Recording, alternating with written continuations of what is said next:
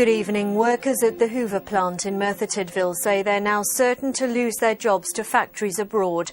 337 workers face redundancy if production ends.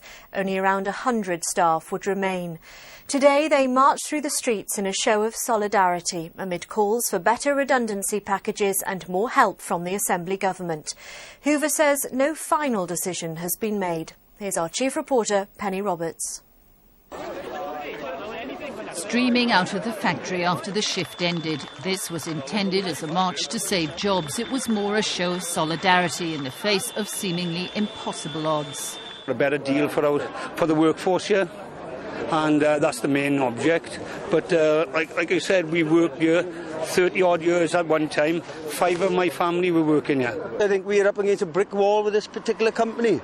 They haven't talked much about saving jobs. They've talked really about getting out. And it's a great shame when you talk like that. I think, it is virtually over. For years, Hoover has struggled to hold its own. The company announced last November that it was considering ending production. The work looks set to be sent abroad where costs are cheaper.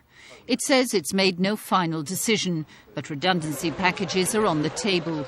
Good enough. They are derisory. It's a statutory redundancy, pay in lieu of notice, and £2,000 ex gratia payment. We know that the plant in Cumberslang have had far more than what they've been offering us. And at the council offices, a rally to muster support for their cause. Thank you all for coming, and I think the company realise now that we're not the soft pushover that they think we are. Today there was a call for the Assembly government to do more to help the men and women who could be out of a job next month. The time for behind-the-scenes work is coming to an end. I think we need a statement now from the Minister, Ian Wyn-Jones. I think we need a statement from him telling us what the next steps are and how the Welsh Assembly government is going to assist. This is just the start of the campaign to get a better deal. They point to the Burberry workers and their high-profile fight to save their jobs. They didn't succeed, but did win better payoffs and money for community projects. And here too, there is no doubt that the end of manufacturing after 60 years will hit hard.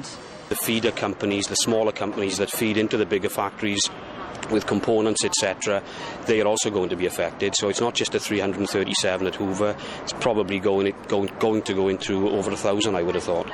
For more than half a century, Hoover has stood at the gateway to Merthyr. Its loss could not come at a worse time.